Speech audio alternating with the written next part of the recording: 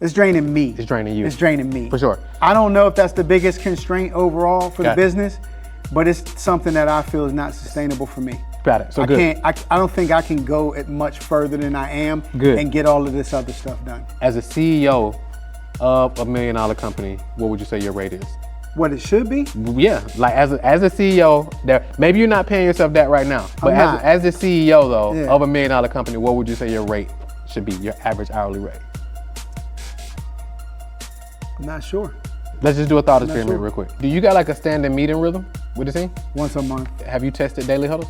No. 90+% of scenarios I've seen with like implement that daily huddle, it like eliminates a lot of the stuff like during the day. Like people reaching out to you, having more questions. Hey, this, and the third, because on this huddle, it's typically like, all right, well, wins from yesterday, projections, and then it's like, are you stuck on anything? That'll eliminate or at least drastically cut down a lot of the stuff with team during the day.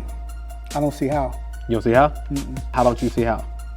Hey, listen, this episode was a masterclass. We actually dove in with a vet. What you're gonna notice a little bit differently than some of the other episodes is the journey that he took us through to get to the point where he is now in his company. As we worked through that, was able to discover a lot of the things that he's already doing right because of all the experience and all the mistakes and all the failures that he called them throughout the whole process. And we finally got to one specific area and action that he can actually take to implement to hit that next level of scale. But I think it's gonna be a masterclass, so make sure you pay attention, because when we break down our predictable scale flywheel and those 8 pillars that we talked about, he literally talks about how he's going through the journey, and you're gonna hear how he's fine-tuning each area of those pillars into his business. So I want you to be able to pull away and listen closely so you can actually take it and implement it into your business as well. All right, let's get to it. All right, so tell everybody who you are in your own words. Justin Tarr, founder and owner, CEO of Daffy Ducts, LLC. Perfect. And explain your business model and your ideal client. Yeah, so our business model, we're in the home services space. We improve indoor environments, making them healthier and safer. We do that through air duct cleaning, indoor air quality improvements, also airflow improvements with the duct systems themselves, along with dryer vents. The way it works is pretty simple. People either find us online or word of mouth, or we work with one of our partners to get the customers to either call us or fill out a form online. Once they get that, we give them their estimate, easy estimate, and once they book the appointment, we send our team out to execute the service, and then we keep things rolling from there. Cool. And the ideal client, he would say, is our ideal client are homeowners, mostly families. So people that own their homes. We have single people that own their homes, but the majority of our clients are people that have somebody in their home that they care about. Okay. Of course, you can care about yourself. Right. But we tend to see people that have families, children with asthma, breathing problems. And funny enough, even people with pets that care about their pets, that want to make sure that they keep a clean, healthy home environment for their pets. Got it. And then, so walk us through the journey to get to this point so far. So journey and current revenue, and then revenue target. Big, long journey, but I'll try to keep it as brief as possible. Cool. So in 2007, I came from the multi-unit management space in real estate through self-storage. Ran about 18 stores at my peak, probably 50 employees. So I brought that in with me. I wanted to get out of that field. I wanted to get into my own thing, and I didn't know what it was going to be. But I knew a couple of things. I knew I wanted it to be able to help people.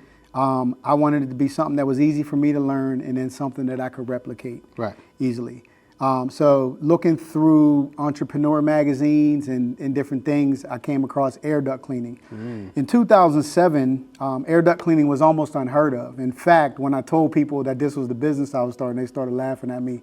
Like that nobody will ever pay you for that. Right? And this is just 2007, so just almost less than 2 decades ago. And now everybody sees where air duct cleaning and indoor air quality, how important it is. Very interesting. So 2007, I decided to do that. I found a company that manufactured equipment, but also provided training.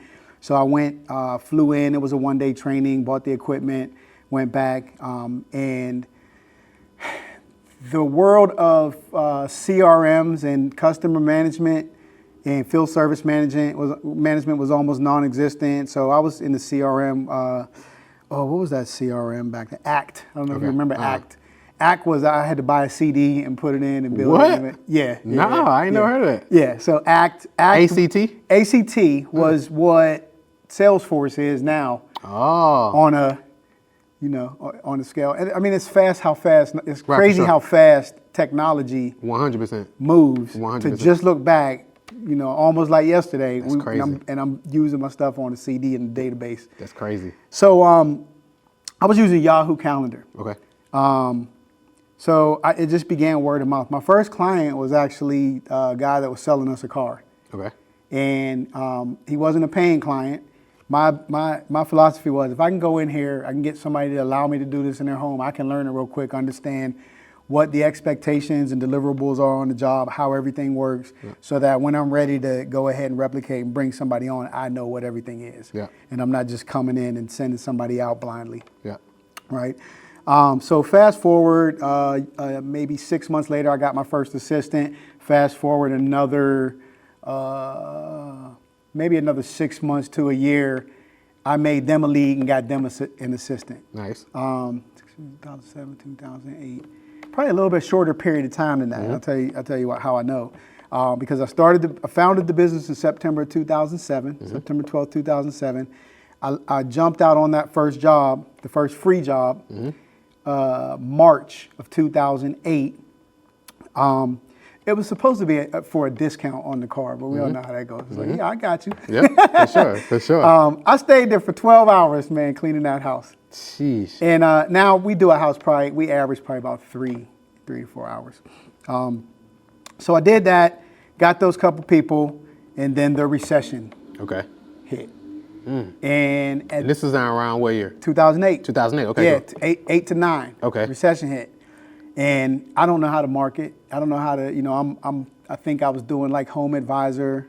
It was called Service Pro. Okay. It was Service something. Okay. They changed it to Home Advisor. So I was doing sites like that, aggregate sites that send us leads, and then we were getting stuff there. We were lowballing. We were that company. Just let us get in the door, let us get some work. Losing money for years. Didn't even realize until I really started to understand the financial aspect of the business. You're probably like, whoa, Marquel, slow down. If you're enjoying the show so far, you may be wondering, how do you actually become a guest? Now, this isn't a platform where anybody can just get on. You gotta be in a specific area of your business where we can really do a solid deep dive. If you wanna be a guest on an upcoming episode, all you gotta do is go to strategicscaleguest.com. strategicscaleguest.com. There is an application process, so go over there, answer a couple simple questions, watch the quick video that I have there, answer a couple questions, and if you meet the criteria, our team will reach out to you and we'll get it scheduled and we can figure out if you're going to come to our office where we do a deep dive or we come to your office. So go ahead, strategicscaleguest.com. Let's get back into the show. Yeah. So recession led me to say, all right, this ain't going to pay my bills right now. I wasn't ready to jump off the porch just yet, business-wise. So let me go back to what I know. I went back to storage. Yeah. In my mind, I said, I'm just going to go back and get a little part-time job as an assistant at one of the stores. Easy enough. So I did that. I got lucky enough, and this is a little bit unethical on my part, but I got lucky enough to work with somebody that allowed me to bring my laptop in, sit off to the side when I needed to, and talk to my customers to try to get stuff going. So I was the first sales and customer service team member for Daffy Ducts, doing that while I was working another job. I was doing my job at the other place. I was doing what I was getting paid for, but I was still dipping off to the side to go handle this other stuff. I was blessed to have that environment. I said I was out of storage. I was done with it. Fast forward 9 years later, 8 or 9 years later, I went from that assistant to running the store to an area manager, which is just under the district manager, to a district manager, to 18 stores again. Gotcha. Went back through that whole journey a second time. 2017, so I'm gonna fast forward. Let's talk money real quick. So the first year, I think we actually did pretty good. I think we did about 70,000. First year? The first year. Okay. Coming in, not knowing anything, having a job with a skill set is totally different ball game than running a business. 100%. And I'm still learning as a business owner, right? So I think we did about 70, and then we did double-digit growth every year. Okay. After that, through the recession and everything, top line. Okay. Be specific. It's important. It's very important. we it's important to clarify. A little bit of vanity. Right. But we did double-digit growth. It's a good story to tell yourself when you want to keep yourself going. For sure, 100%. Yeah. So we did that up until 2017, and then we started to enter into relationships with third-party partners. Okay. Right. So up until that point, I was responsible for finding the leads, getting the calls, booking them over the phone. And at that point, we weren't selling a whole lot of value. We were selling price. Okay. Keep my guys working, keep a van going. Little bit of a sidetrack, but part of the story, we started off with one van. We ran that van till the door was hanging off of it. There was no wrap. We had threw some stickers on there. Daffy Ducks, I got pictures of it. It's hilarious. And my biggest challenge at that time was getting from one van to two vans. It was a huge obstacle and a hurdle. Right. And I look back now, like at this stage now, it's like that's one of the easier things to get done. Yep. And then going from one van, hitting those hurdles, just not understanding everything. So anyway, fast forward, double-digit growth. 2017, we started the third-party partnerships. Okay. And when we got the first phone call and had the first meeting with one of these large HVAC companies, I just knew we made it. It was about to go crazy. Made the mistake of running out. So now we're entering into an environment of getting away from COD. Okay. Right? Provide the service, get paid today. Now we're entering into agreements where we're giving somebody terms. We're getting beat up, don't even know it. We're getting excited because they telling us how many people they're going to be bringing in, how many customers we're going to get. Right. And we just were serving their needs at the moment. Yep. Right? So pie in the sky, went through that, quickly realized that, and I didn't even understand what it was at the time, but quickly realized we had a cash flow problem. Right? We only at 2 trucks right now, I think, somewhere around there. And they're sending us business. Yeah. They sent a lot of business like they said they would. Yeah. But it was short-lived. Right. It was seasonal. And then we hit the cash flow crunch. Right. It's like, man, they not paying me for 30 days. I'm sending these people out. I'm paying my guys every week. Yeah. We paying for fuel. We paying for the insurance. Like we have all this overhead that we're paying, and that started a vicious cycle of snowballing debt. Yeah. Right. So the first one was let me go get some working capital. Yeah. So I can cover this because the jobs are going to be coming in. Right. They told me they was going to be sending me all kind of work. Right. And then if they don't, I can go get a couple more. Right. Right. So that's where your mind starts going as a business owner. You see the pie in the sky. Yep. He's like, I'm going to get it. Money will solve my problems. Right. Exactly. That's a big one. So I got into that. And then that started turning into, and I'm seeing it now, it's happening again right now. The same thing that happened in the recession, which is telling me the writing is on the wall for something else getting ready to happen. And I feel like blessed by the grace of God to have already gone through that. To learn it. He put me through that then so that I could be better prepared now. And I get probably 5 calls a day. Hey, you were looking for capital at one point in time. We can give you 300,000, 500,000. Yeah. Now imagine the new business owner. Right. You can give me 500,000? Yeah.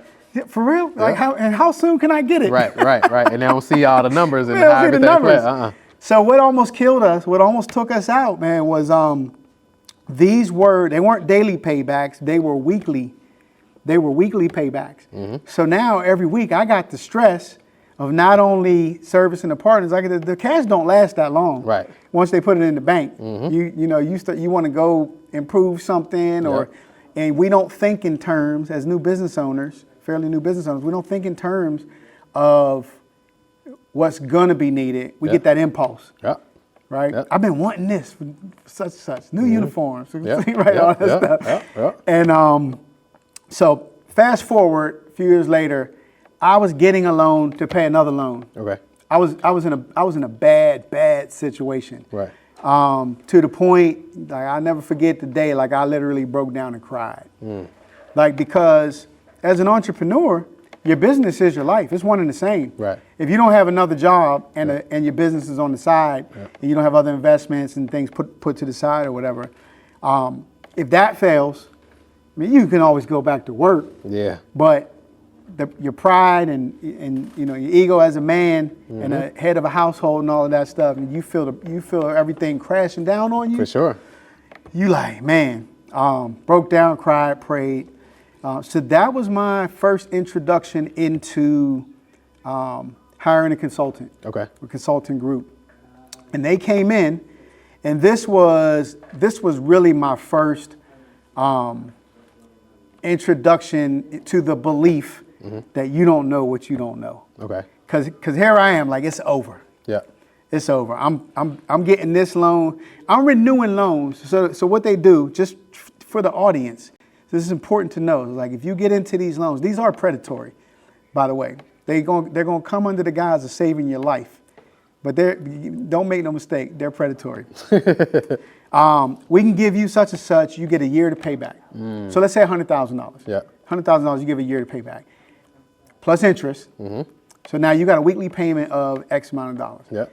You're going to get, these are designed, you're going to get all the way to the point where that's just about running out. You might have a few $1,000s left in the bank, and you can go find another one that will replenish you. They'll take another position, what's called positions, and they'll give you some money. Now you got some money just to keep those payments going. And that's all we were working for a period of time. Just to pay off the loans. Just to pay off the loans. We were making payroll, but paying out just to pay off the loans. Like the cash was dwindling, no cash flow, dwindling. So we brought in a consultant. They came in. They had contacts that they were able to work with in the financial sector that was able to come in, help us out. We're getting help with the SBA. And then we restructured everything, took all that debt, restructured it, put it into a longer term thing, and that allowed us to breathe again. Got it. Right.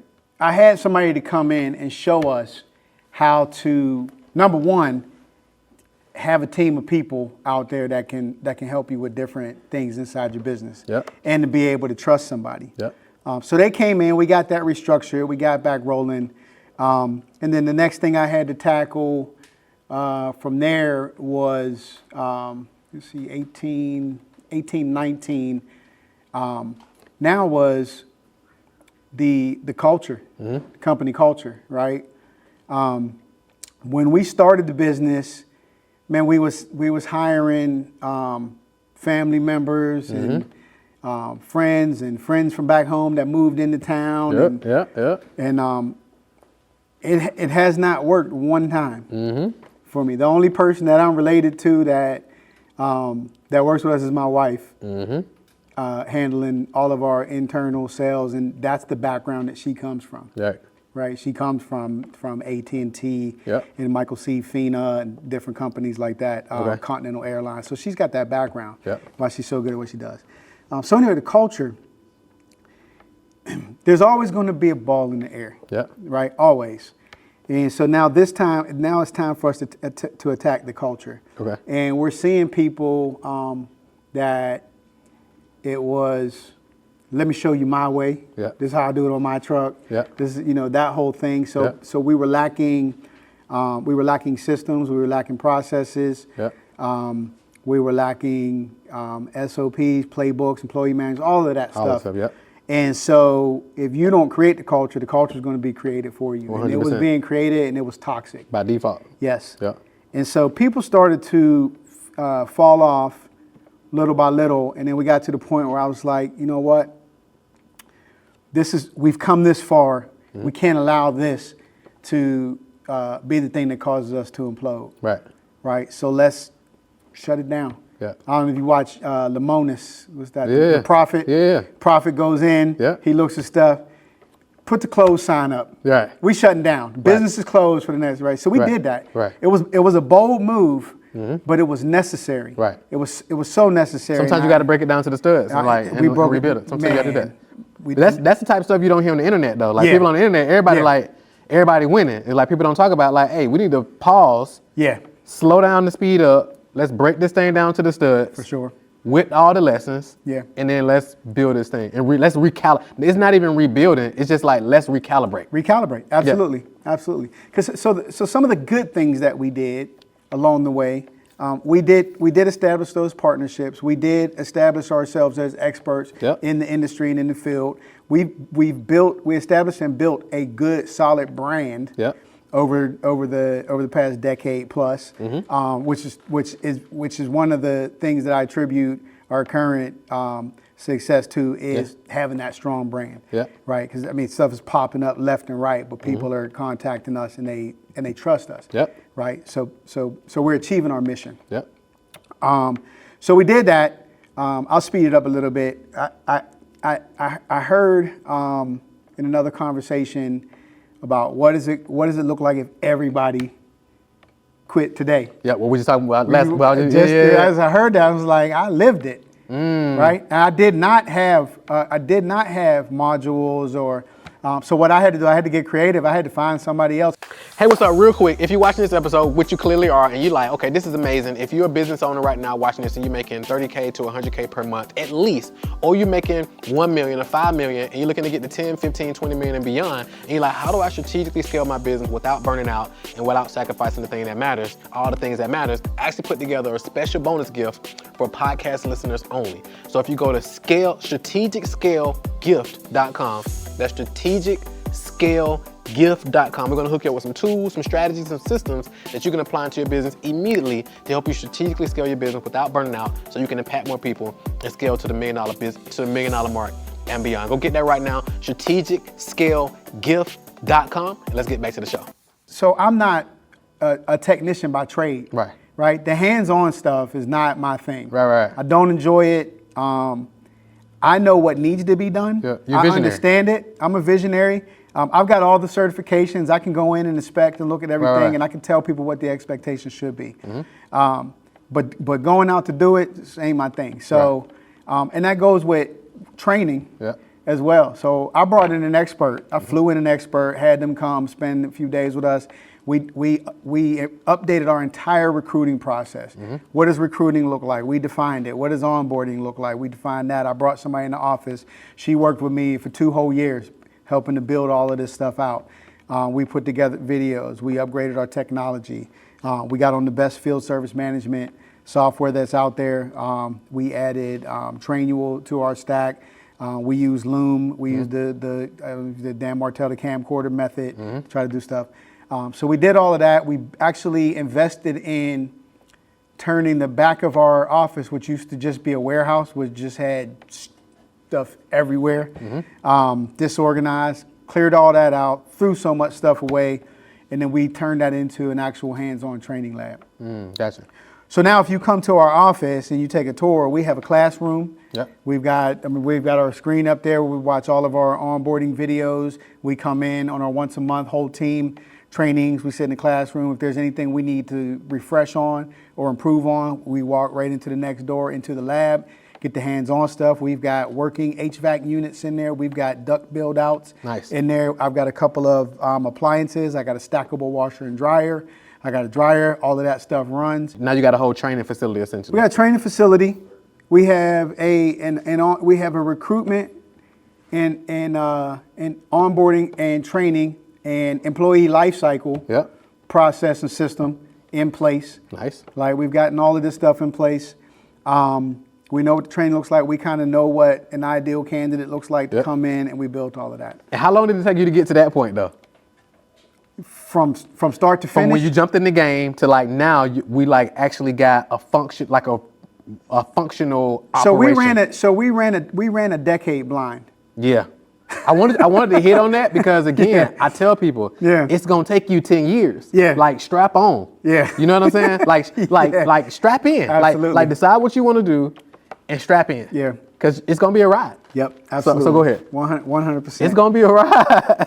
and it's difficult. I can't say that we would have been able to do it much sooner. I ain't gonna say any sooner, but I can't say that we would have been able to complete that process any sooner because we just didn't know what it all look like, right? And it's not many people, as many people that talk about it, it's not many people that's actually gone the distance to actually teach it. A lot of people talk about it, but a lot of people, they ain't really went the distance, right? Some of them, they done went through a season of just, like I was talking to my CPA the other day, she was like, a lot of these more recent businesses, she was like, they just experienced the bull market. Yeah. She was like, they haven't gone through the cycle. 2008, 2009. You know what I'm saying? They haven't gone through and experienced that. They've only went through, but now when other stuff and things start to fall out a little bit, they haven't been able to survive that. Absolutely. I'm rewatching Keith Cunningham right now. I'll go back to stuff that I've watched or read previously.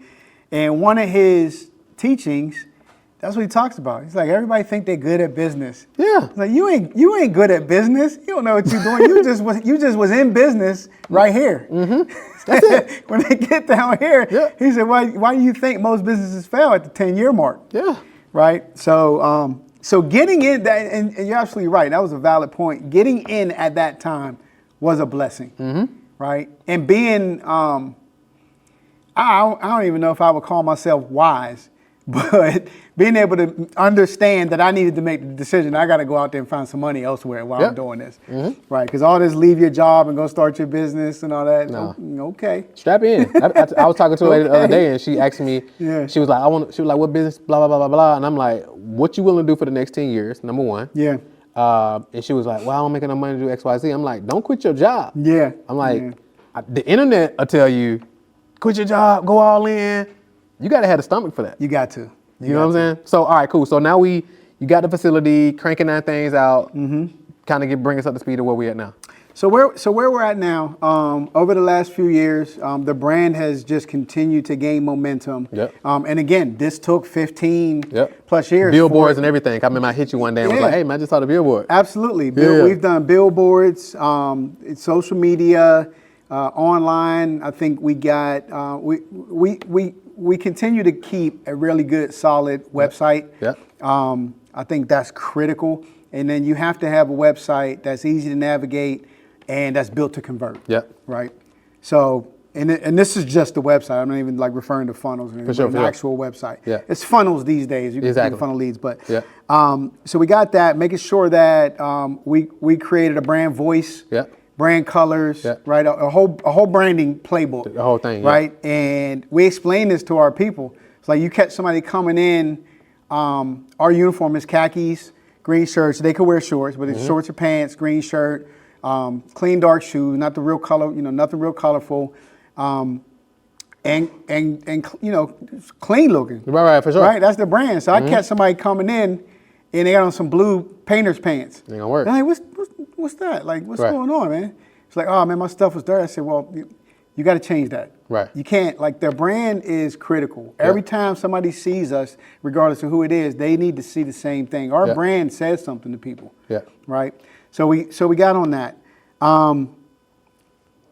So the brand is solid. We got into some pretty solid marketing avenues. We continue to build our relationships with third-party partners, and that's another little bit of a side conversation I'll jump into a little bit. And so we're now up to 6. We got 6 vehicles running. We do attic insulation. We got a vehicle for that. We do dryer vent cleaning. We have a vehicle that is specifically dedicated to that. That includes individual homes as well as multi-unit communities. Got it. We got I think a 390-something unit job getting ready to come up that we're going to be doing for that. And then the rest of our trucks are dedicated to air duct cleaning. Okay. Let's talk about revenue real quick. So revenue-wise, you remember at the beginning of the conversation, we said we did 70 in our first year and then double-digit growth. Well, that reset cost us. That reset cost us a good bit. We reinvested hundreds of thousands of dollars into the company to make all of that stuff happen. For sure. At the beginning, that's a tough pill. For sure. It's like, all right, at the end of the year, you're looking at, if somebody looked at I eventually want to exit the business. Whether that means a sale or whether that means, when you want to build a business to sell, by the time you get to the sell point, you might not want to sell no more. You got a cash cow. You might want to hire a CEO. You just might want to hire a CEO, step back in an advisory role. Yeah. So you got two. So it's two. I'm glad you said that because we talk about it a lot. It's like it's two ways. It's multiple ways to exit. Multiple. Two ways to exit is you can sell it completely. You can exit a percentage and still keep some, or you can hire a CEO and then they run it and you just operate as advisor. So you want to have the option to decide when you get to that point. Absolutely. That makes sense. But you're building it to sell. I'm building it to sell. But even if you get to a point where you don't want to sell, you still got that option. Yeah. If you build it to sell, you're building something great. 100%. Yeah. 100%. So if you looked at our P&L that year, it's a failing business. Got it. Right? But I looked at it as a first year business. Yep. Even though we had founded in 2007. After you reset. After I reset. Yep. So reset was year one for me, right? We back to ground zero year one. Yep. And then from there, we've been skyrocketing in our revenue. I think we only did 4 or 5 because we didn't launch back until I think April of that year. Okay. And then when we launched, we tested out teams versus single technicians. Okay. And we ran that way longer than I should have. Okay. That failed. Gotcha. Somebody advised me that you should have a team because you can keep a bench and there's camaraderie and all that stuff. Right. And we couldn't. It was so hard to find chemistry between two different people. Anyway, it failed. So we got back to investing in top-notch training, certifications, and everything that's necessary to educate our good solo technicians and put them back out there as leads, and it's working well. Cool. So we are on pace right now. I think we're at just under 6 for the year, and we're on pace to hit $1 million for the year. That's our goal for this year. Perfect. So long term,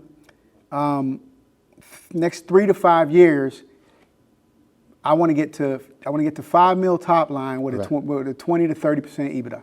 5 million. So the next, you said 3 to 5 years. Which one? What's the target? 3 or 5 years? 3 years is the target. 5 is my stretch. Perfect. So 3 years. The next 3 year target is 5 mil. And you said what's the EBITDA? Between 20 and 30%.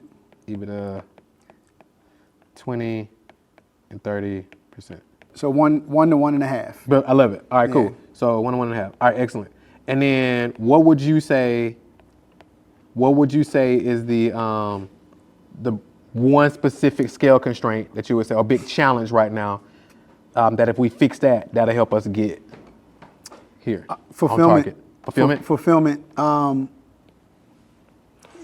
And so fulfillment, I think I'm the constraint in that aspect for a few reasons. One, I've got a skill set for leadership, right, coming from my background, but I'm not very great at field management. Right. Not great at field management, and you turned me on to a couple of books. One, so Rocket Fuel, where they talk about the visionary and the integrator. Yep. And then Patrick Lencioni. Yep.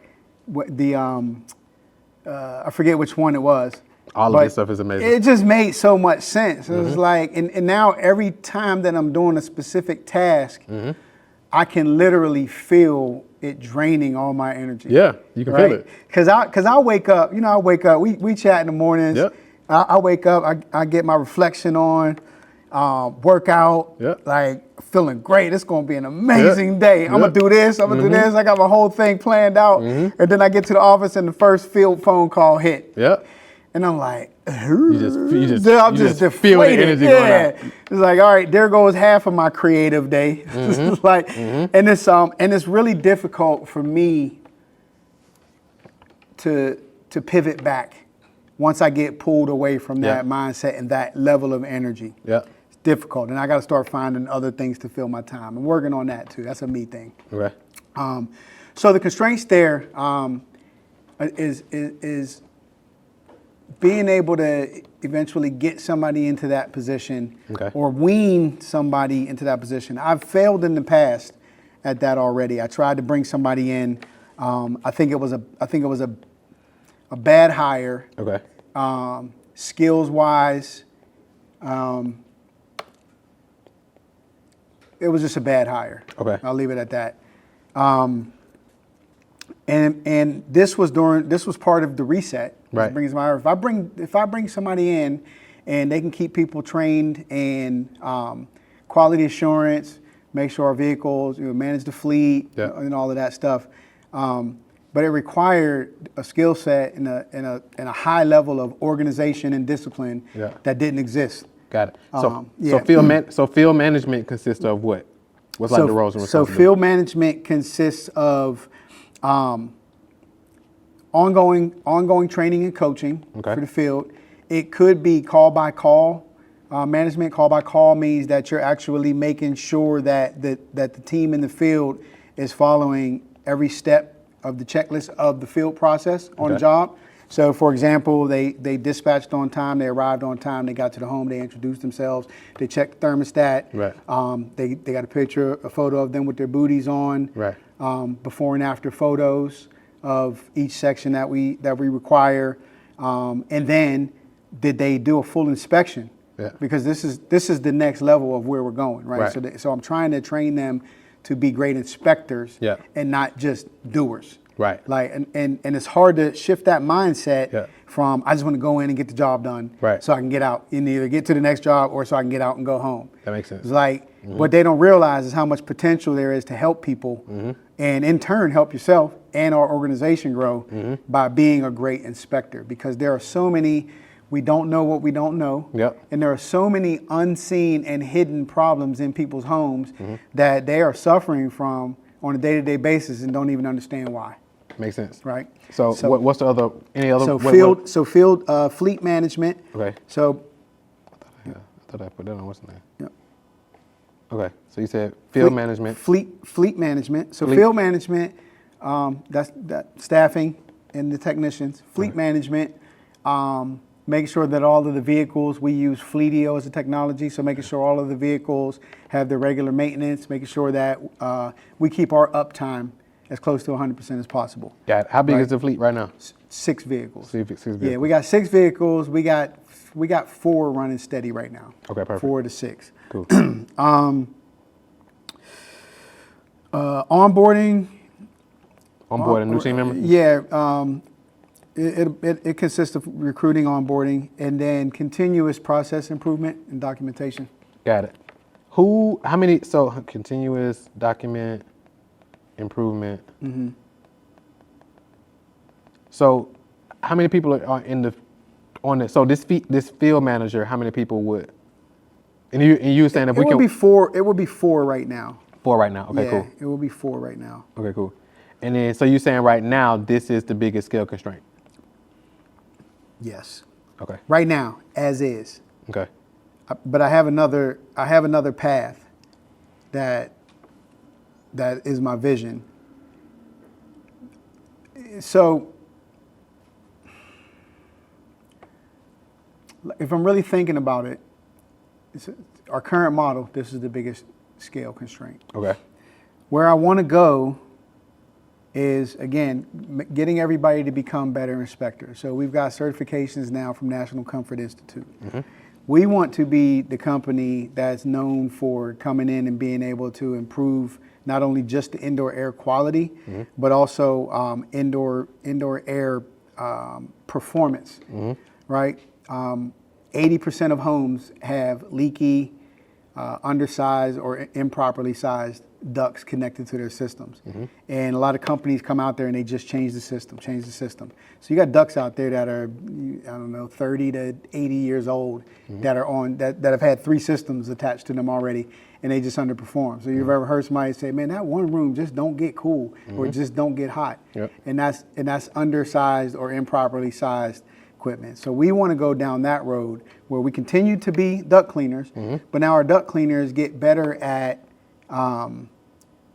checking those systems and inspecting, checking static pressure, using technology and equipment and reports to be able to show exactly what's going on instead of visual and an opinion, right? So we want to go down that road, and I need to develop a sales team, an outside sales team, to take that on. Because what will happen is, what I want the model to be, what I believe it needs to be, is these guys, so two-pronged. These guys will go out, do a cleaning, and then, hey, by the way, a part of our cleaning is to do a full inspection to make sure your system is operating efficiently and effectively.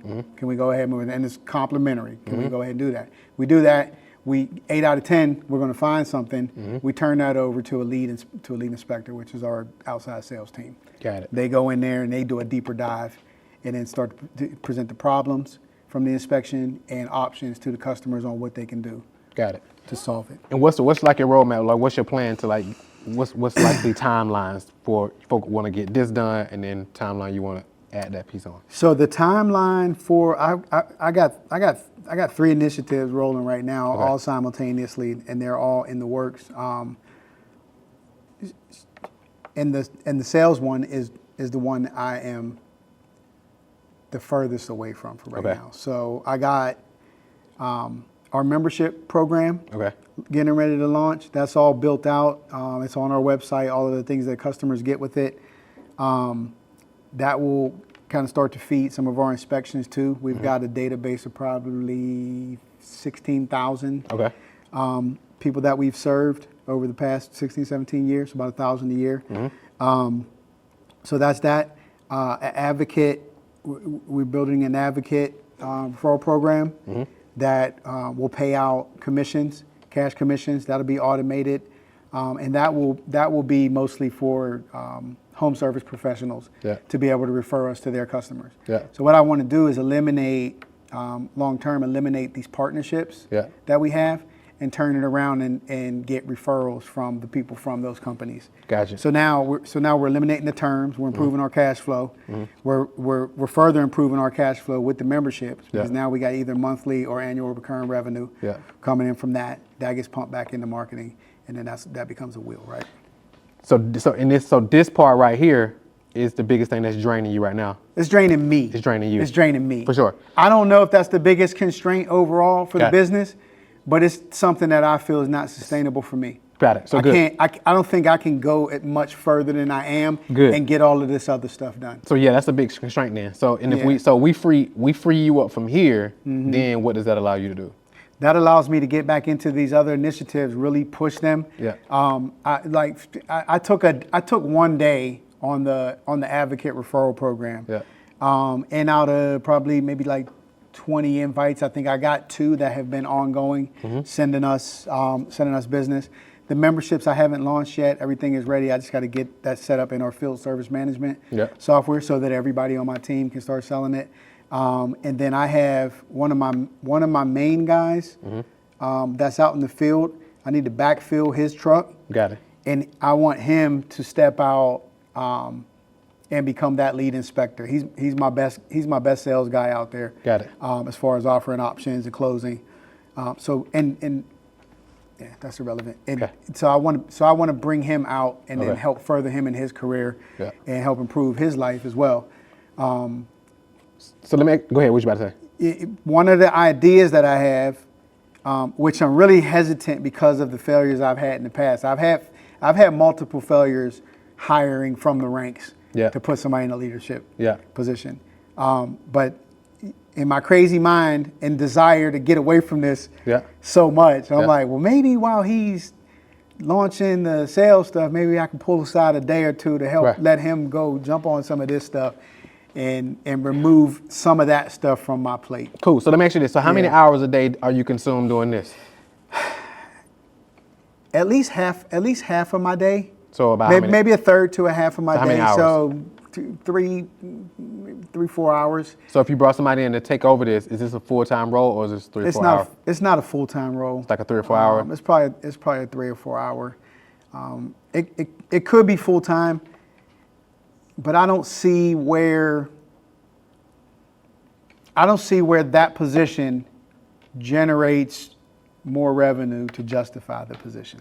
It just adds to overhead in my mind. Let's go here. Yeah. So good, I'm glad you said that. So what would you say, because you would say right now, it's taking up about 4 hours of your day. Yeah. Right? Now, let me clarify. So some of that is me. Okay. Because I'll get on it and it's sporadic. So number one, have you read Buy Back Your Time? Yeah. Okay, so I'm in Times Square. Okay. And strangers come up to me all day. I'm in that place. Gotcha. Right? I have created an environment where I'm so connected. Yeah. That is crazy. I'm a prisoner to my connections to everybody. Because everybody reporting to you. Everybody's reporting to me. So I got Microsoft Teams that stays on. I put on an away message. They don't care. They still call. Got it. Still send How many messages. people on your team? So four techs. Okay. And Natasha. So five total. 5, and then and Natasha. Yeah. So 5 total. Yep. And then everybody reports to you. Yep. Got it. Of these 4 techs, you said the one guy you mentioned. Is he? You said he's a leader. He's a leader. I send our new people with him to ride along when we do our training. So we do a classroom, hands-on, lab, and then ride along. Got it. And you said because let's go back here. So you said about let's rewind. So you said so how much would you say on average this takes up your time per day, on average, per week, if it was averaged out? I can't put an exact time on it, but that's where I was going. Excuse me, that's where I was going with it, is the things that I end up getting consumed with might not take up a ton of time, but they drain me. And that diverts my attention. Yeah, so it's still a cost. So, it's a cost. So let's do an average hour. So let's say 3. So 3 times. So let's say 15. So that'd be 15. Let's say 15 hours. And what would you say your hourly rate is? I put it at about 100. 100 per hour? Yeah. So all right. So let's say, as the CEO of a $1 million company, right? Or let's start with $1 million. As a CEO of a $1 million company, what would you say your rate is? What it should be? Yeah, like as a CEO, maybe you're not paying yourself that right now, but as the CEO though of a $1 million company, what would you say your rate should be? Your average hourly rate? I'm not sure. So let's just do a thought experiment real quick. So let's go with $1 million. Right, let's go with the $1 million number. On average, you would say you work how many hours per week? 40. 40. So let's say 40 hours times 48 weeks. Because let's say you take a month off of vacation, a month for vacation for the year. So that's 1,920 hours you work for per month, per year. Yep. And if we just say $1 million and we divide that by 1,920, so just with that, your rate is $520.83 an hour.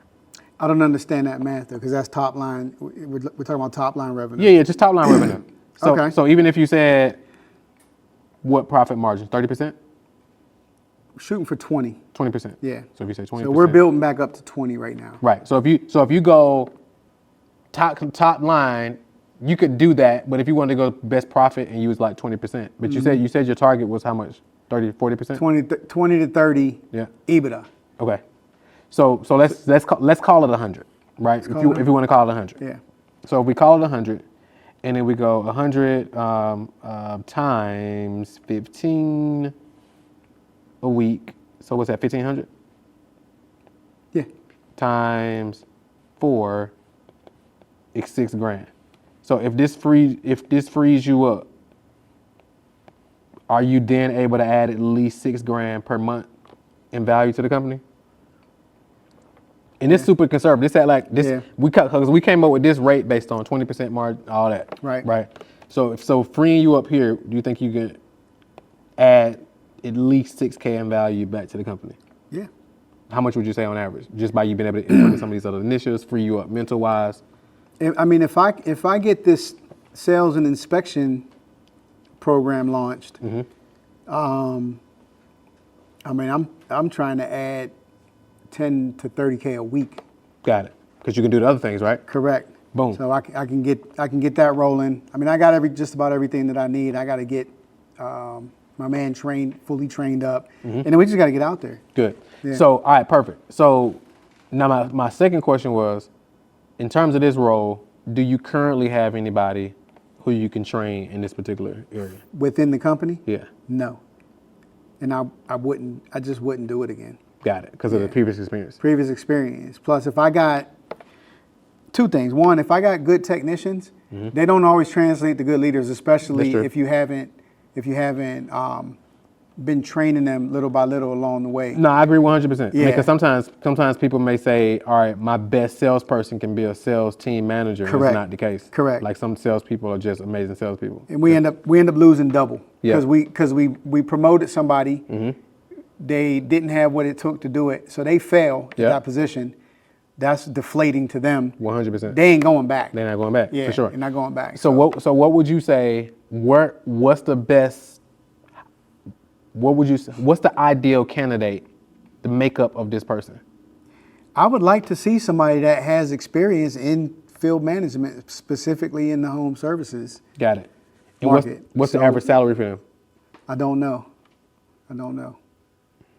When I was shopping when I recruited the person that felt like was a bad hire for that role, we had some headhunters looking, and they were around the six figure. Okay. They were around the 6-figure mark. I think I had him up to, I think he was around 60, 70. And it crushed our cash flow. Productivity didn't improve. It actually got worse, efficiency. And I held on to that way too long. Like that was a big mistake of mine. But yeah, I'm probably looking at somebody for that role, six figures at least. It could be structured with a lower amount, with some back end bonuses based on gross profits. And what would you be willing to pay for this role now? That makes sense. I'm not sure. Got it. Yeah, I'm not sure. Because one thing, because we can crunch the numbers, sidebar. But even if you was like, you could literally build out potentially a hiring funnel, like because we talked about funnels earlier. So just like you would send people through a marketing funnel, they opt in, they watch something, they start going through specific steps or whatever. Yeah. That's one thing you can do in terms of bringing on the candidate. But if you're like, hey, my biggest thing right now is not hiring for this particular role, it's another opportunity, then there's that. But in terms of like a hiring funnel, because maybe it's not 6 figures, maybe you can get somebody at, like you said, a fraction of that, and then figure out how to get creative with it. Yeah. But if we can free you up, because like right now, what else are you doing that's draining you? That's the majority of it. It's the majority. Everything else is creative. So process improvement, technology, online marketing, so like all of that stuff I enjoy. So if I could sit down and look at processes and improve stuff, the field service management system, being able to dive into that, really getting into the reports and the numbers and figuring out where we can make improvements there. Like I love that stuff. And ideally you want somebody who has field management experience in the home services world. Ideally. Yep. So if we was to say ideal profile 1, that's that. What's ideal profile 2? If they don't have experience in the home, what would you be? If we was to go, kind of if we did. I wouldn't know who else would be a good fit. Like I see people talk about they got a lot of their employees come from like I said, the restaurant, food service field, stuff like that. I don't know what other industry equates to that, because I try to think about the models. Like, all right, you got vehicles, you got people going out that you got to manage on. I guess probably like a field service supervisor for maybe like an AT&T or a Comcast, Xfinity. Let me ask you this: like so let's say for example we had somebody right now who was like, I got the role, I can handle that. What's your training process right now?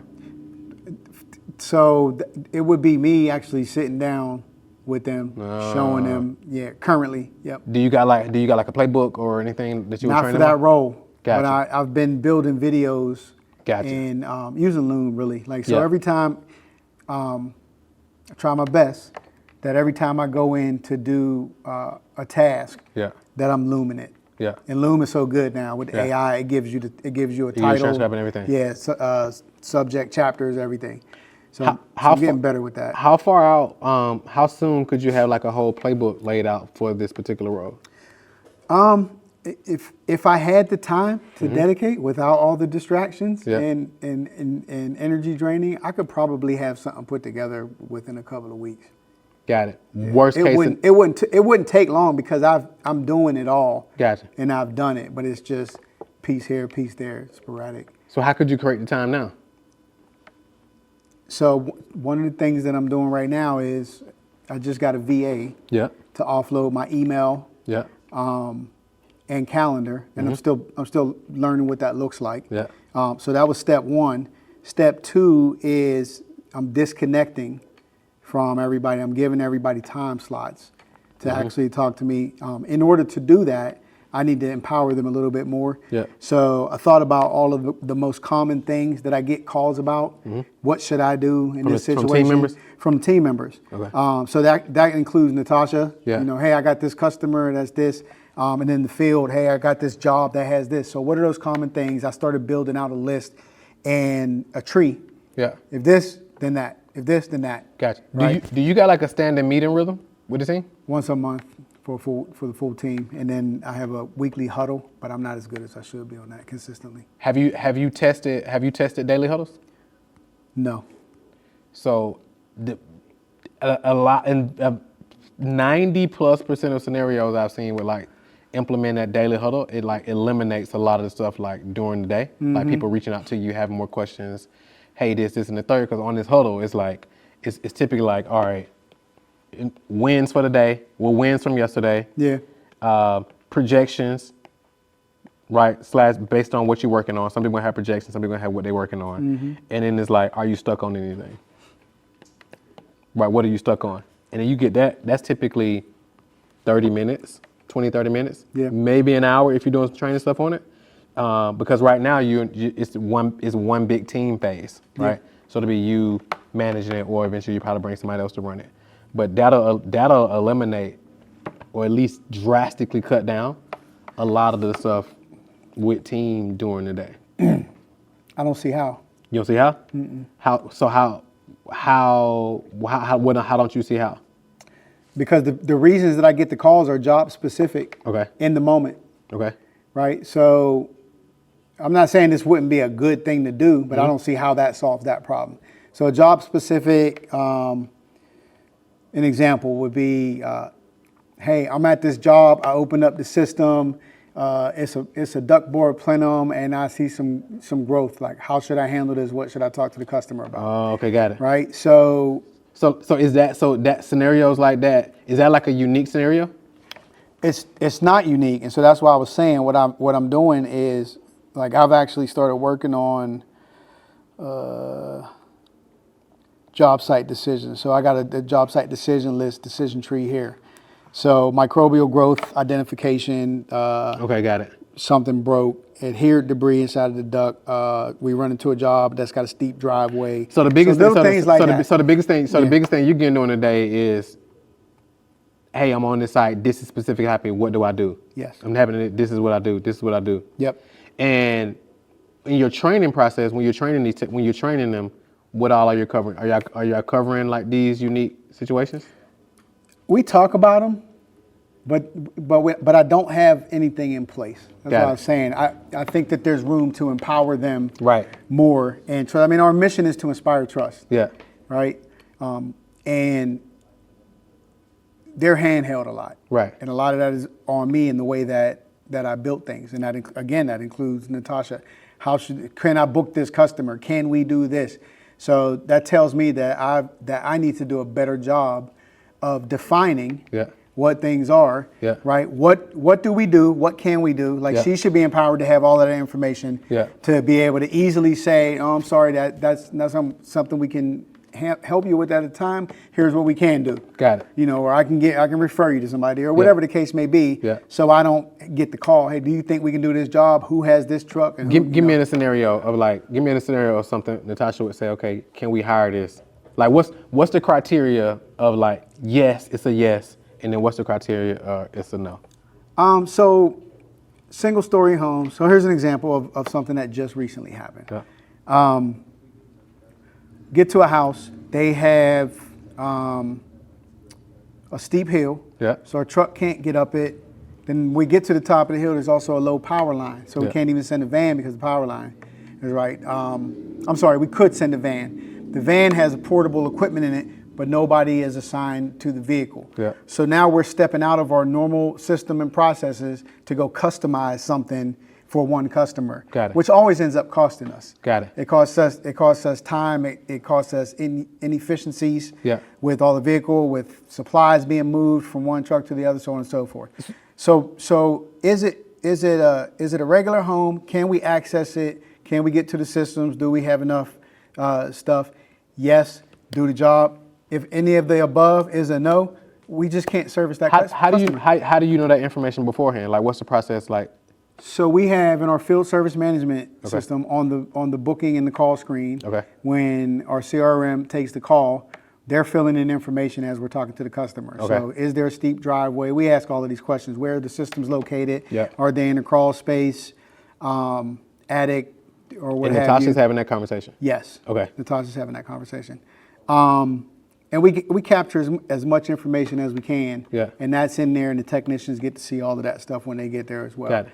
And then we dispatch according to that as well. So what are you finding that's not being clarified on those a call like that? Because it's like, do you already have a checklist? I'm assuming. Is it like a checklist, and they're like, if they check these boxes, then yes. If not, then no. So most of the stuff is being clarified. Okay. But the rest of the stuff that we get calls on are things that we can't see. Okay. Right. So like inside the system. Because they can't see inside the system. We can't see inside the system until we get there. So the CRM, they're asking stuff that can be seen. Correct. And then the technician, perfect. And then the technician is seeing stuff that can't be seen when they get there. Correct. Got it. And then do y'all have like a training or modular approach that covers, here's all the different scenarios that could potentially happen? That's what I'm currently That's what building. you're currently creating. Yes. And then you're going to take that document and then That's going to go into Trainual. Then it's going to be distributed out to everybody, and then they're going to do it, and then we're going to talk about it on our next meeting. Okay, got it. And then what's your timeline to like launch that? Within the next week. Okay, cool. And are you creating like videos around it, or are you going to just give them a document? Well, I don't have videos of the actual scenarios, but Okay. but I'll do a video of me discussing it. Discussing the document. Yeah, and that may also entail me actually pulling up some photos online. Okay. Or whatever. But everybody knows what I'm talking about. Got it. It's just being able to give them the power to make the decisions. Cool. So I think we've built it in a way where they feel like everything they do they got to call in. They got to Gotcha. get approval. They got to, Got it. And have y'all, I'm assuming y'all have talked about that, like the friend, like you and you and the team members, like, hey, you don't have to call me to make a decision. You're empowered to make the decision. Oh yeah, Okay. absolutely. Yep. Got it. Yep. So it sounds like you got that piece squared away already. It's coming. So yeah. It's coming. Yeah. Got it. So because once you put that in place, then they don't necessarily got to call you and bog you down here. Is that right? Part of it, yes. What part? Part of it. So this is the other piece, call-by-call management. Mm-hmm. Like, even though they're not calling me, I still have to take time to make sure that they're following all of the processes. And this could be a spot. This could be a spot check, and then that requires some coaching. That drains me. Got it. The fleet management, I'm on that right now. Our fleets, everybody has take-home vehicles for the most part, so I got to coordinate getting them all in. And then I try to do at least a once a month vehicle audit. That's always extremely disappointing.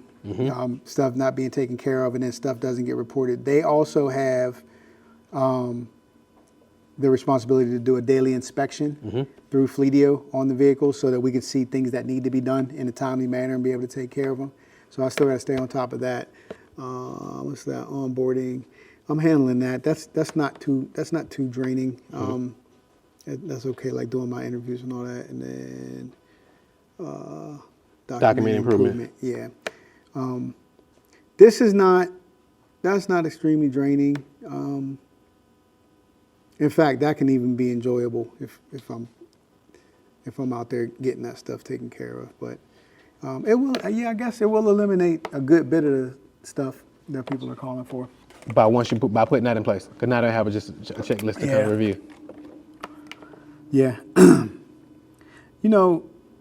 I've thought about this a lot, like, and I've even analyzed it, and it's crazy because sometimes when you're trying to pull yourself away, you want to get back in and have your hands on stuff. And I've caught myself a couple of times. It's like, all right, I heard you say this too before. It's too quiet. It's quiet. Yeah. Like, let me go and see what's going on, such and such, where they're at. And then I got to smack myself and be like, why? Right. It's quiet. It's quiet. It's a good thing. It's a good thing. It's a good thing. Because a lot of times we be addicted to the chaos. Yeah, addicted to the chaos. But yeah, I mean, that's where I'm at. That's where I'm at with it. For sure. I want to take this hat off. Got it. Altogether. Perfect. And then once they have this sheet. Yeah. What would you say timeline wise you want to hire somebody just to handle the role for those calls that's still gonna come in?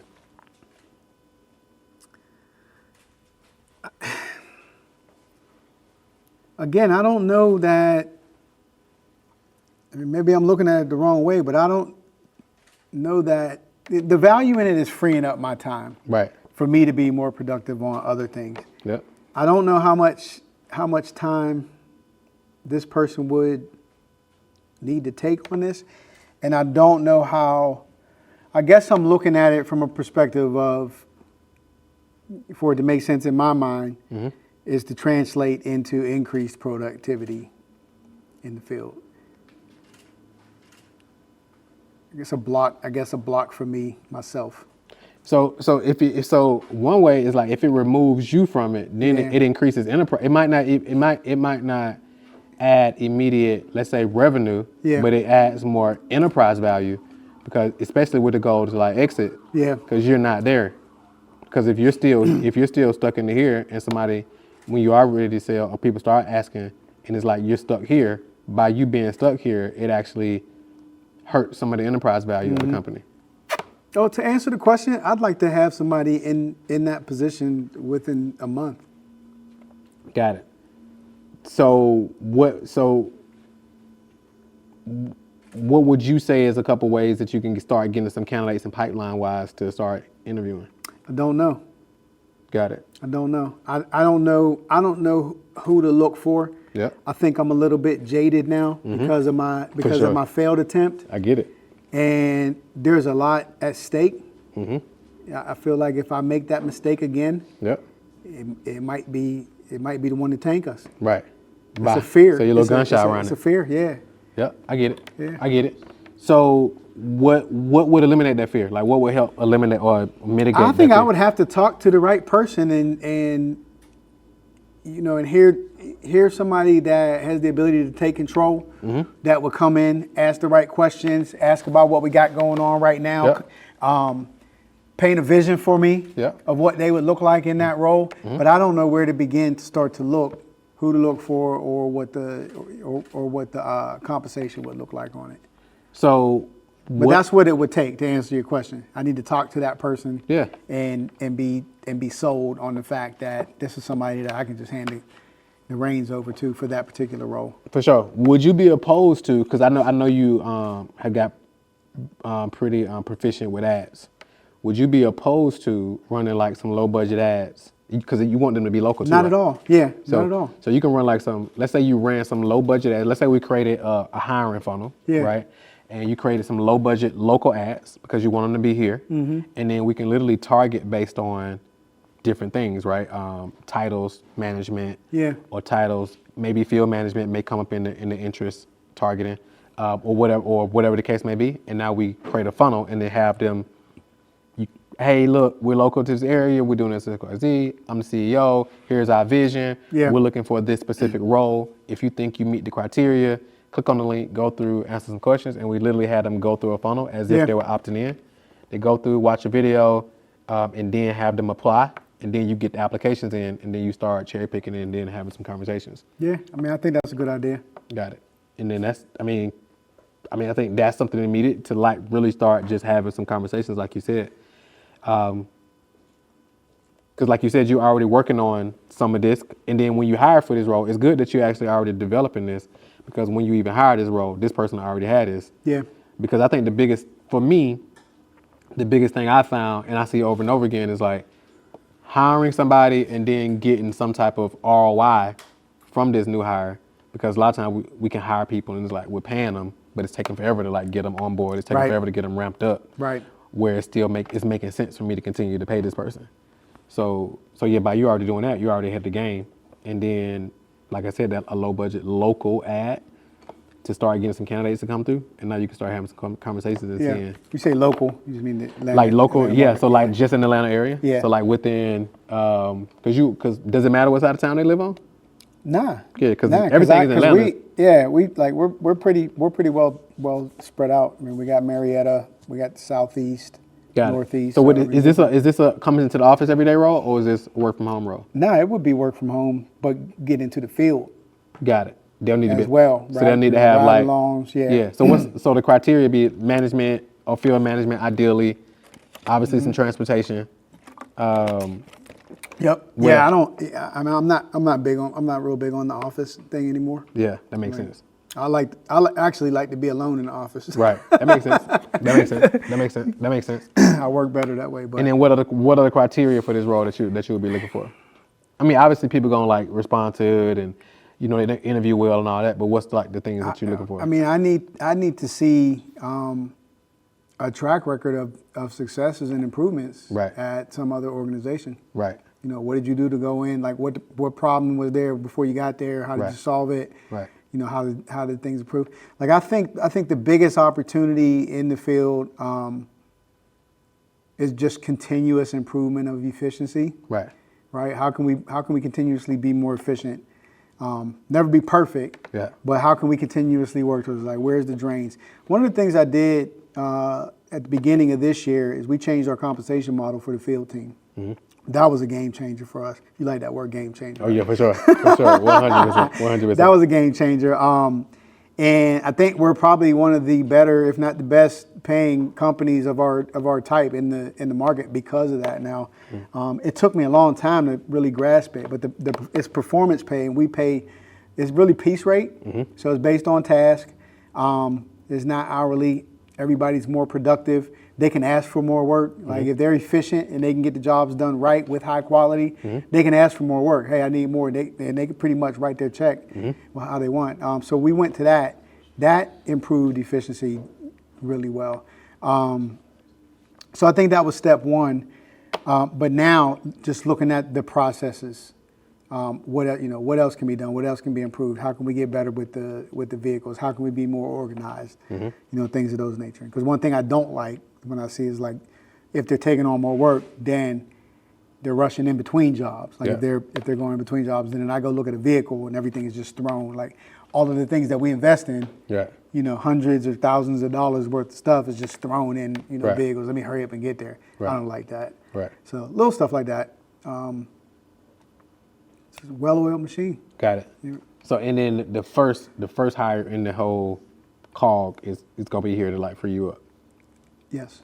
Got it. Okay. Cool. Yeah. So, I mean, to be honest with you, man, I mean, as you're already looking at like, okay, here's all the questions I'm getting, creating those decision trees is a game changer, right? So even to somebody who's watching this, them being like, okay, what are all the decision trees for us to design in their company? Yeah, like, okay, absolutely. If this happens, then do this. Because I think one of the biggest things for me is like when, even our operations director right now, Bianca, when she first came on, she came on as a VA. And at first it was like, all right, when people was sending stuff in, all right, here's how to answer that. Here's how to answer that. She'd be like, how do I answer that? And here's how I answer it. And then it got to the point where it was like, all right, how do you think you should answer it?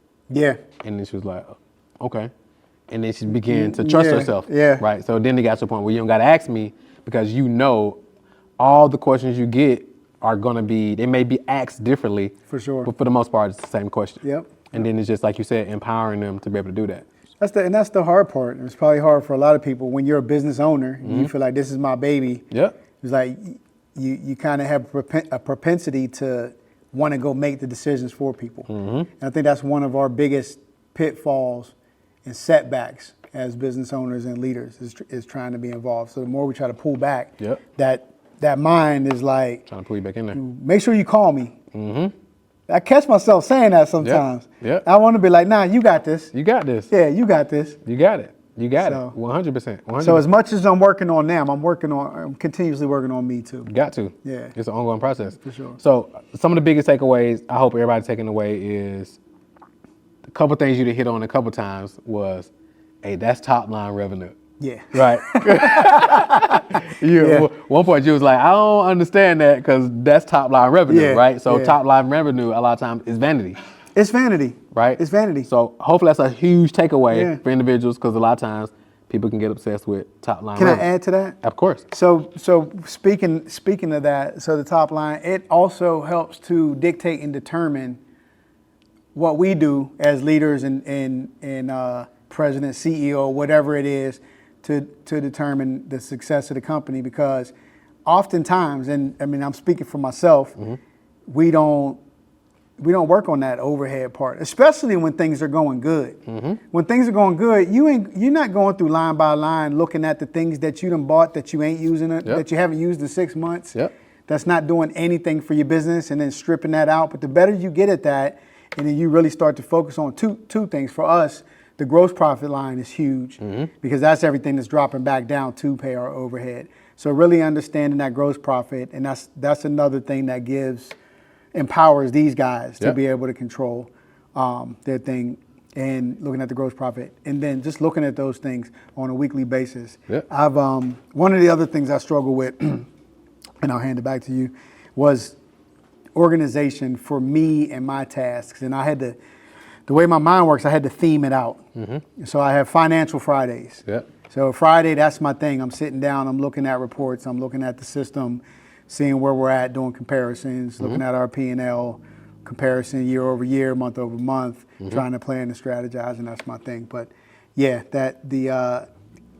that's where all the work is at. Yeah, for sure. The top line is that's the easiest part. The work is down in the bottom of that. Got to scroll all the way down section. the P&L and see like what's down there. It's like, That's because the if you work. look at what's the top, you're like, okay, wait, let me Yeah. scroll down this P&L, look at the bottom, and you're like, oh wait, what happened? And then the middle tells the story. We've had $80,000-$90,000 months top line when the month was a loss.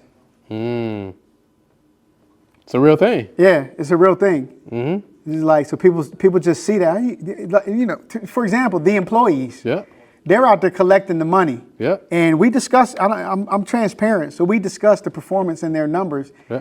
And I've gone as far as to start to pull out the P&L. Yeah.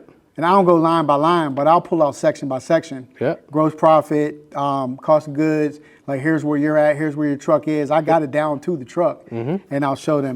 But in their mind, they're like, man, my truck brought in, what? You know, you get that one employee every now and then. It's like, this is all you giving me? You got to pull out a number. Hey, let me tell you something. Like some months I don't get nothing. Right. It's true. So that's a huge takeaway. Top Good. line. Quick question. So I think a big thing is like, because with our predictable scale flywheel, one of the pillars is financial frameworks, right? So when you sit down for your financial Fridays, because this is a big conversation that's necessary. Yeah. You talked about it high level. So what would you say? You carve out how long for financial Fridays? At least a half a day. At least half a day. Yeah. So it's like At least a half 3-4 a day for hours. that. Yeah. Like going through everything. Yeah. And you going through, you said month over month. Yep. And then what does that look So like? I do month over month. I do month to date, month over month, year over year. This is all in QuickBooks. I just select the filters, and then I'm looking at it on an accrual basis. Percentages of incomes. Yeah. I look at all of those. Balance sheet, looking at where we're at on the balance sheet, what the cash flow is looking like, predictability for the next week. Am I behind this week? Where are we at month to date? And then inside of Service Titan, I get a lot of data in there as well. On the Service Titan gives me all my income data, all my income metrics, truck by truck. And in the company as a whole, it also gives me my call metrics. So I look at what are our conversion, what is our rate for the week, what's the call volume for the week, and all of that stuff. So good. And then the other question I was going to ask you, you said something else that I wanted to ask you about. Boom. And what was just said something and it escaped me. But nah, that's good. So you're looking at P&L, boom, boom, boom, boom, boom. Oh, that's what I was gonna ask you. Do you do all your accounting, or you have like a CPA or a CFO or anything that's handling it? I have a CPA. I have an accountant. Okay, you got an accountant. Yeah. Okay. So he does all our bookkeeping. Okay. He's tuned in with our field service management software.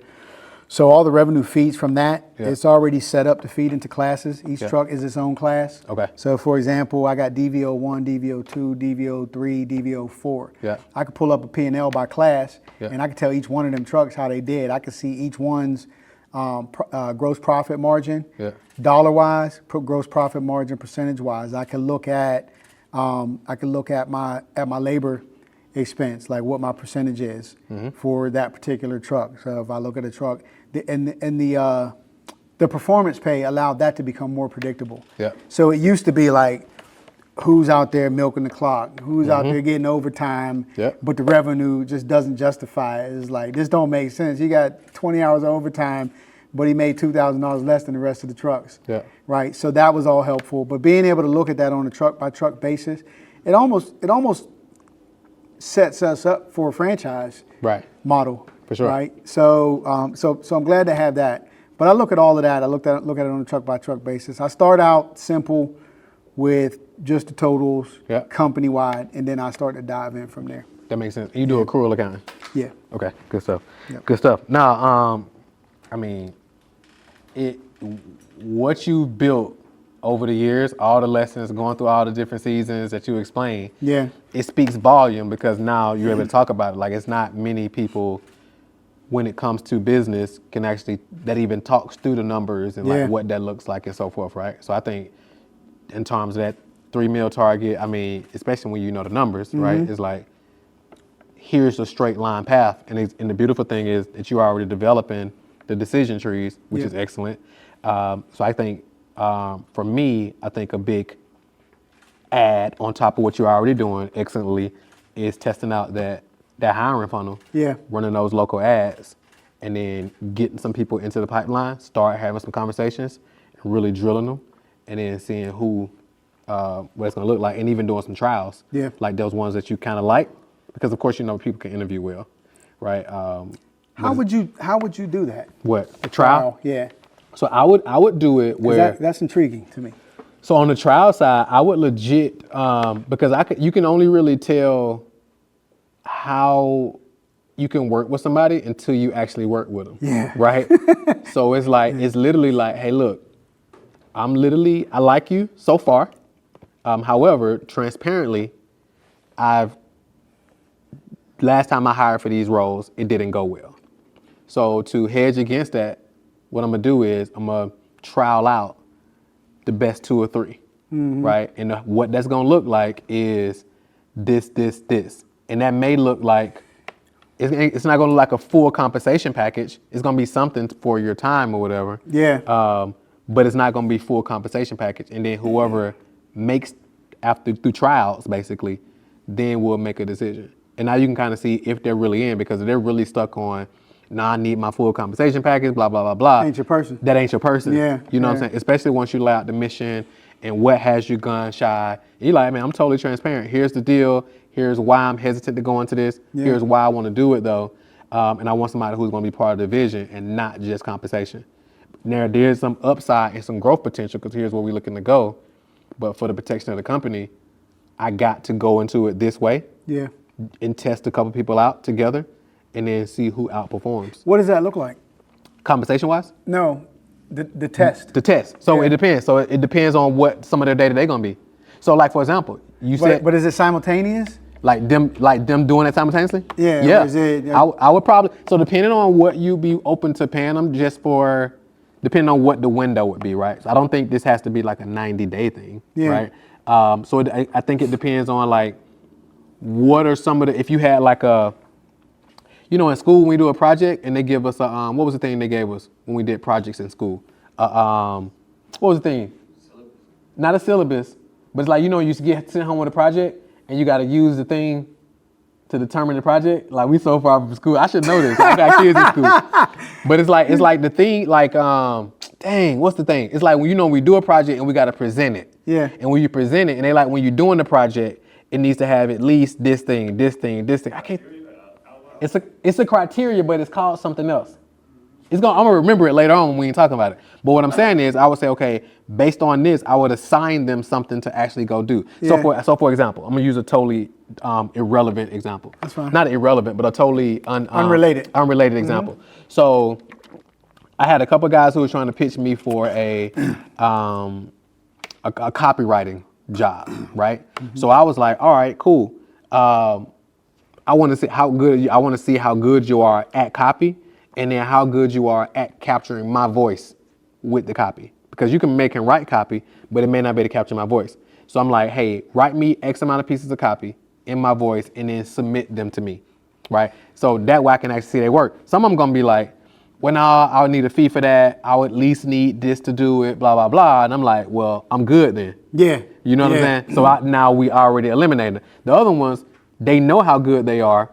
So it was like, all right, no problem. Here you go. Whoop, whoop, whoop, whoop. And they sent it, and I was like, okay, I like this. So I'll give you another example. One role that we have, I actually hired the guy, and we did like a 90-day thing. And I was like, hey, the metrics ain't making sense to me, right? I like you. I think there's some potential here, but I can't continue to pay you this rate because the numbers ain't making sense. And I sat with it, and I was talking to my CFO the other day, and I was like, I circled back to him, and I was like, here's what I'm willing to do. I'm like, we can work on this. However, it has to be per performance. So if I pay you per this or per that, but just a set retainer, I ain't gonna do it because the numbers ain't making sense. So now we kind of going back and forth on that. So I'm just giving you, that's a totally unrelated example, but based on the role and what we know the outcome we want to be. So one question I heard you say earlier is like, what's an example of where you went in and you performed and what did that look like? Or you may even get them tasks in the company that they can actually work with or how they can do this. So I think, so it really depends on like a scorecard that you put together. I'll call it a scorecard. That's not the word I'm looking for the project thing, but like some kind of scorecard you put together and you can dictate if this person makes the cut. Does that make sense? Yeah, it does. I'm still struggling with, say we had 3 finalists that we're looking at. Do I send them all 3 out? You go. Like I'm not seeing it. Yeah, so we had. Is it like I'm gonna try you come in Monday through Friday this week? You the second week, you the third week. I think it just depends on like what the makeup is and the responsibility. I think every business how they would execute on it would be totally different. But like based on your day to day, what's low risk for you, easily managed and trackable that they can actually go do. Because like to me. And I don't know if this is far-fetched, but an ideal person for me, if they're already skilled in that area, is somebody that comes in and starts asking me questions and telling me where they need to go. Exactly. And that's what I'm looking for. Because I agree, because I'm always skeptical of somebody who I hire and they don't got no questions. Yeah, no questions. Yeah. And like if you coming into a role, you got to know more than me. Yeah. I don't want nobody that I got to teach and train. Bingo. That's putting me deeper. Mm-hmm. So now you got some. So it's like how. Yeah. So you like, okay, this is what I got going on. Here's my current constraint. How would you fix this? For example, and again, these are hypotheticals. Yeah. But you are closer to it, so you will know what this will look like more specifically. And it might not hit right now. You could be driving home right now silently and be like, this is something I could do with this particular role. For sure. To kind of get an idea of what. Most definitely. How I can actually train this person. Because we got to get you out of it. But it's like, we want to like ease into it versus like going in, dropping somebody in the full compensation package, running it for 90 days, and you're like, oh man, we just lost X amount of money when we could just test it out first. For sure. And then just let them know on the front end, like, listen, I'm testing this out. I'm going to test out a couple people, and I'm going to see who's going to be the fit. Here's why. The one who does make it, here's what's in store for you. But if that disqualifies you, then it disqualifies you. And that's the disqualifier. Does that make sense? Yeah, it makes sense. That's good action item. Good. So that, and then the funnel, and then that. So you feel good about that? Yeah. Any questions for me?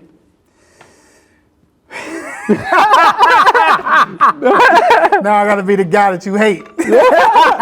What you got? Nah, man. I know you long enough.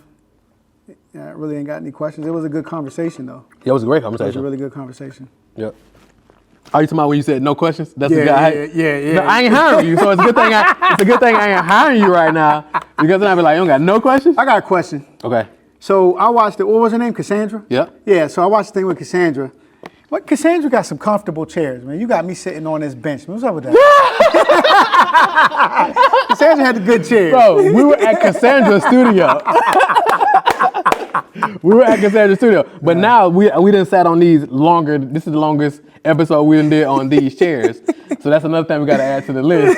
It's like cushions or something, right? I'm over here trying to work on my posture. Nah, bro, me and you both. It's like, cause this is the longest I done sat on one of these joints.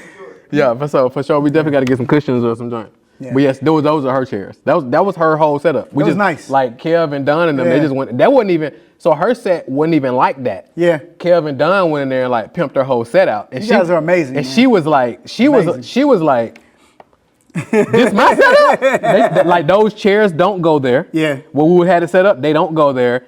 That back wasn't used for that. Yeah. Like they went in there and pimped her whole setup up. So she was like, oh, I'm finna do my own podcast right here. So they pimped the whole thing out. Yeah. Now this was good, man. Yeah, this was good really conversation.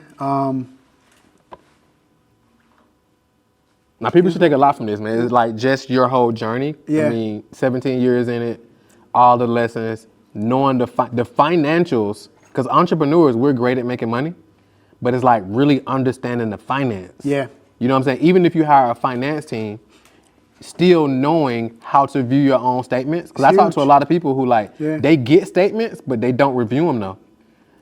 Right? So they get in the statements. And then you got to understand the statements because your CPA could make a mistake. Yeah.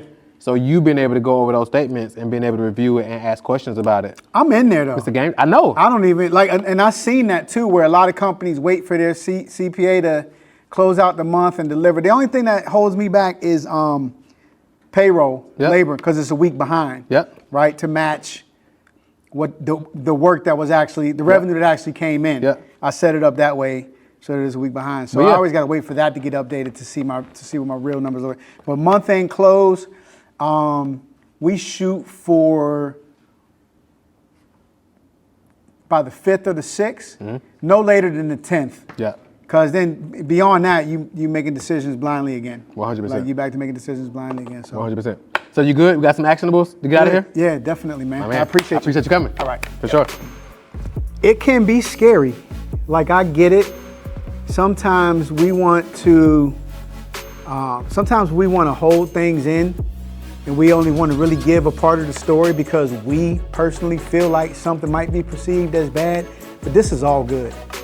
Like I'm comfortable talking about the number one, there's so much value in this. So if you get an opportunity to come sit down, even though you're being filmed, the impact and the amount of information and things that are going to be drawn out of you as a part of the conversation. Again, we don't all have advisory board. You're getting all of that right here, just sitting down at the table. And don't be scared to do it. Transparency is so dope because it helps us to identify our own self-obstacles. To be able to get that out and be able to have somebody to think through those things, man, is powerful. The biggest takeaway we're leaving here with, an action item, is to find somebody to be able to hand over the reins of the field management part of my business so that I can get into the things that I'm best suited at, the things that I enjoy, and the things that increase my energy as opposed to draining and depleting it. Hey, congratulations on making it to the end of the episode. If you enjoyed this episode, you definitely want to check out the next episode that we got, probably popping up on the screen right here somewhere. And also make sure you subscribe to this show and also check in the description section. We got a ton of resources for you to actually implement a lot of the strategies and insights when we talk about building a business that can actually run without you. Go ahead and do that right now, and we'll see you in the next episode.